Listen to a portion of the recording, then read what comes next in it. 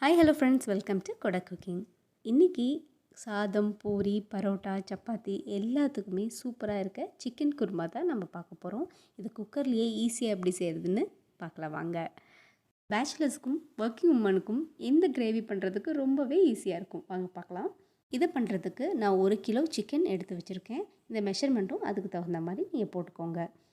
இதை செய்கிறதுக்கு ஒரு மிக்ஸி ஜார் எடுத்துக்கோங்க. மிக்ஸி ஜாரில் 3 மீடியம் சைஸ் வெங்காயத்தை கட் பண்ணி இது போல் சேர்த்துக்கோங்க. இது கூடவே அரை மூடி அளவுக்கு தேங்காய், 3 மீடியம் சைஸ் தக்காளியை இது கூட நீங்கள் கட் பண்ணி சேர்த்துக்கோங்க. இது கூட கொஞ்சமாக புதினா இலை சேர்த்துக்கோங்க. கழுவிட்டு அலசிட்டு சேர்த்துக்கோங்க. அது கூடவே ஒரு 10 முந்திரியை இது கூட சேர்த்துக்கோங்க. இது கூடவே 1 ஸ்பூன் அளவுக்கு சோம்பு சேர்த்துக்கோங்க. வீட்டில் அரைச்ச குழம்பு மிளகாய்த்தூள் 2 டீஸ்பூன் சேர்த்துக்கோங்க.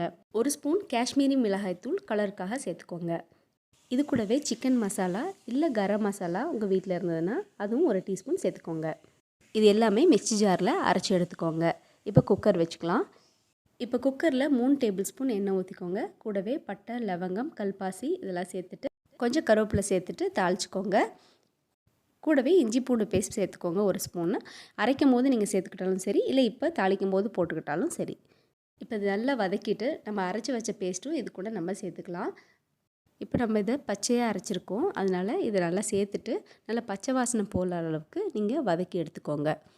இந்த மசாலா லைட்டாக எண்ணெய் பிரிஞ்சு வர ஸ்டேஜில் நீங்கள் கொஞ்சமாக கல்லுப்பு சேர்த்துக்கோங்க.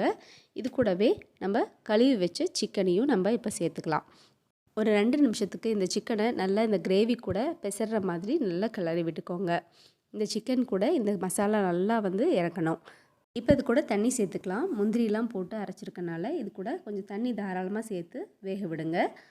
இப்போ இது நல்லா கலந்து விட்டுட்டு குக்கர் மூடி போட்டுட்டு ஒரு 2 விசில் விட்டு நீங்கள் எடுத்தால் கூட போதுமானது. சிக்கனுக்கு லாஸ்ட்டாக ஒரு சீக்ரெட் மசாலா போடணும். லாஸ்ட்டாக ஒரு குத்து கருவேப்பிலை போட்டுட்டு அரைச்சி வச்ச மிளகுத்தூளை கடைசியாக போட்டுக்கோங்க. போட்டுட்டு குக்கர் மூடி விட்டுட்டு 2லேருந்து 3 விசில் விட்டு எடுத்துக்கோங்க.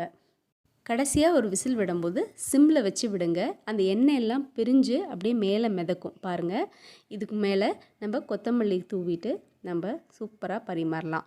இந்த சிக்கன் குழம்பு செஞ்சுட்டு எப்படி இருக்குன்னு கமெண்ட் பண்ணுங்கள். நம்ம சேனலுக்கு மறக்காமல் சப்ஸ்கிரைப் பண்ணிடுங்க. டாடா பாய்.